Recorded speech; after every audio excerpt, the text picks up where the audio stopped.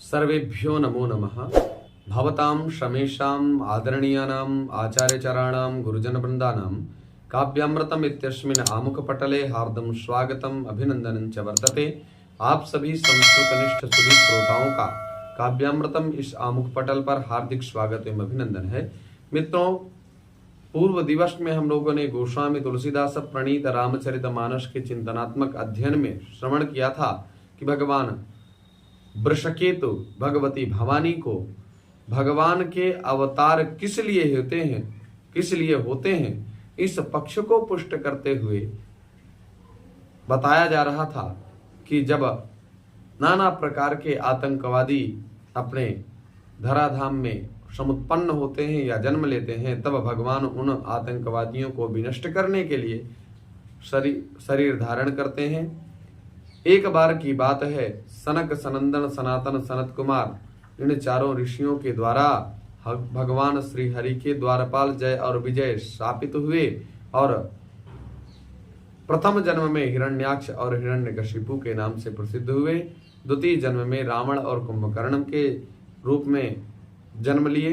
इस प्रकार से इनकी आगे की कथा है।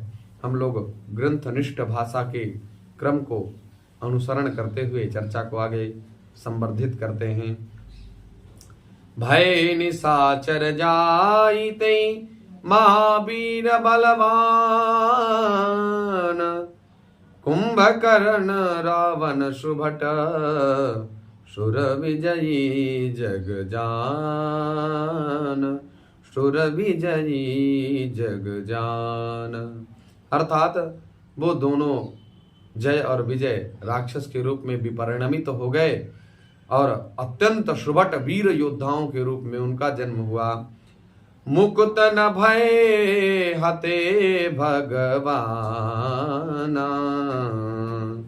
तीन जन्म द्विज वचन प्रवाना। एक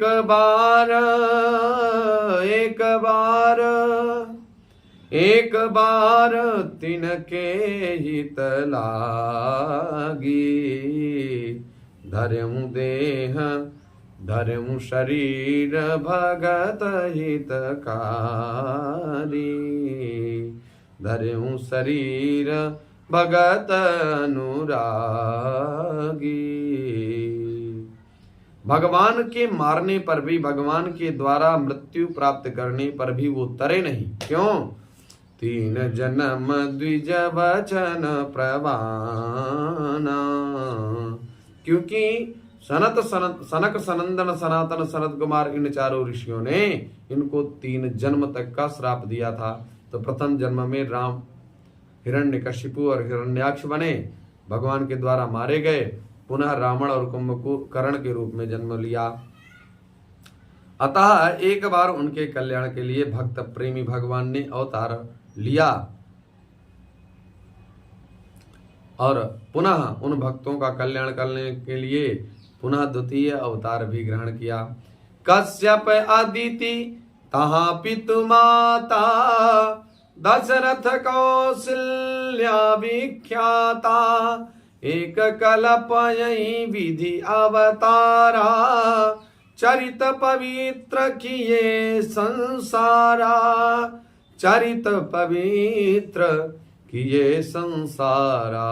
वहां उस अवतार में कश्यप और अदिति उनके माता पिता हुए, जो दशरथ और कौशल्या के नाम से प्रसिद्ध थे। एक कल्प में इस प्रकार अवतार लेकर के उन्होंने संसार में अनेक पवित्र लीलाएं की। एक कल्प सुर देखी दुखारे, समर जलंधर सन सब हारे। शंभुकीन संग्राम अपारा, धनुज महाबल मरई न मारा।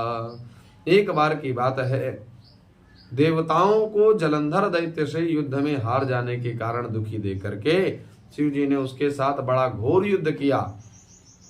वह महाबली दैत्य मारने पर भी, नाना प्रकार के प्रयत्न करने पर भी भगवान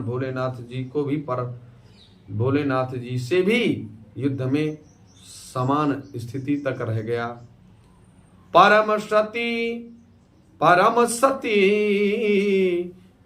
सती असुराधिप नारी, तेहि बल ताहि न जीतहि पुरारी। भगवान भोलेनाथ भी उस दैत्य से नहीं जीत पाए। क्यों? उसका कारण था परम सती असुराधिप नारी।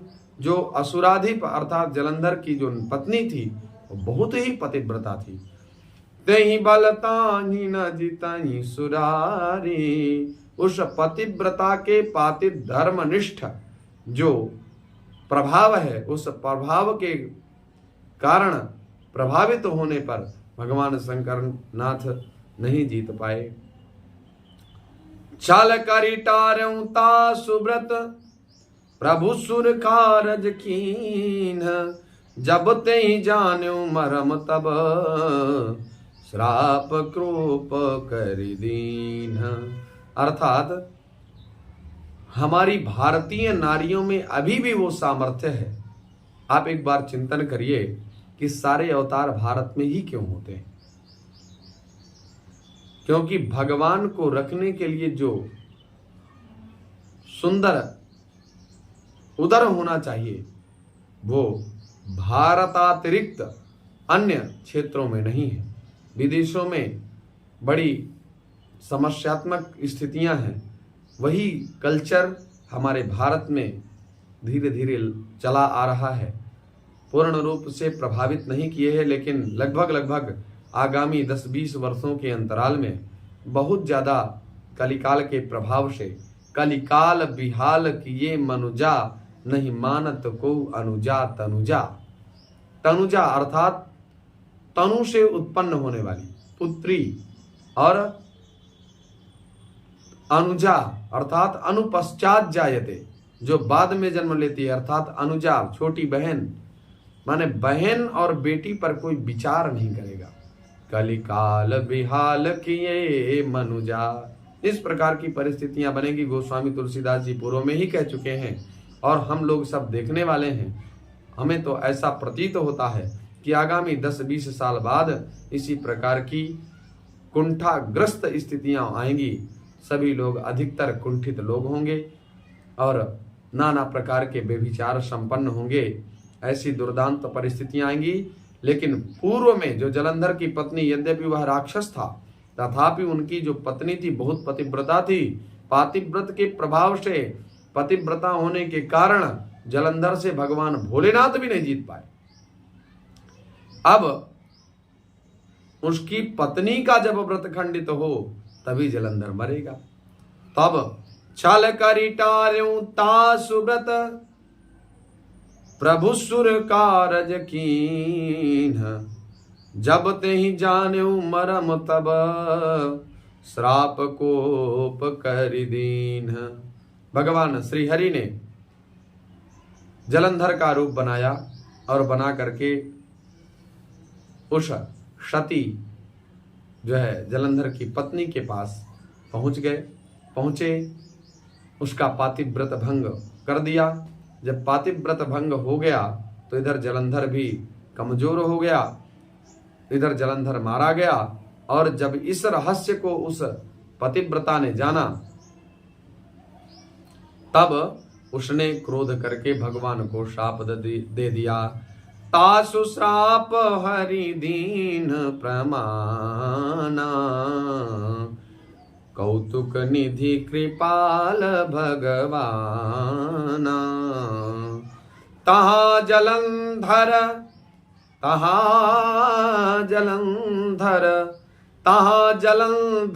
रावण भयऊ, रनहति राम परम पद दयऊ।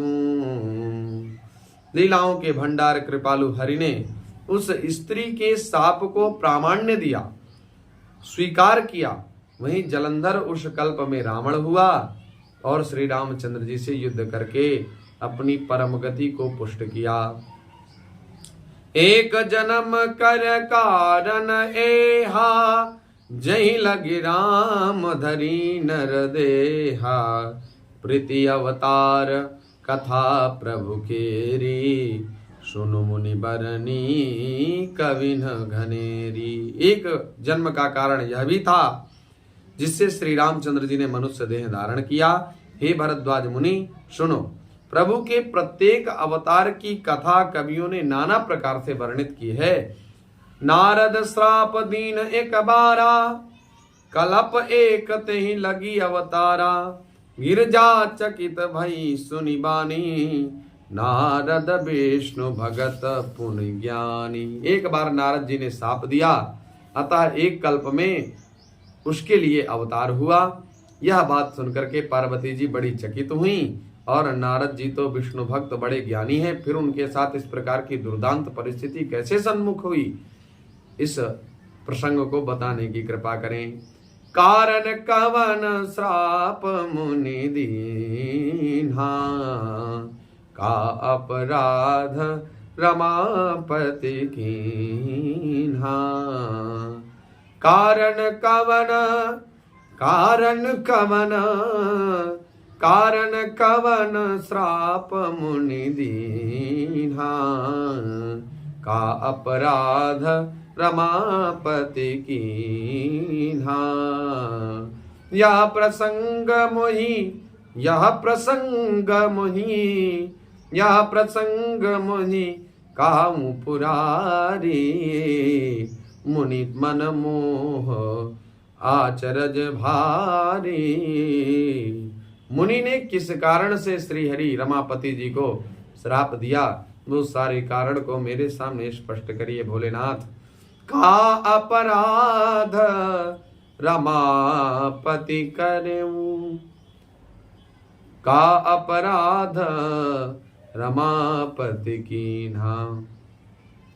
बोले बिहसी महेश तब, ज्ञानी मूढ़ न कोई। जहि जस रघुपति करहि जब, सो तस तेहि छन होई।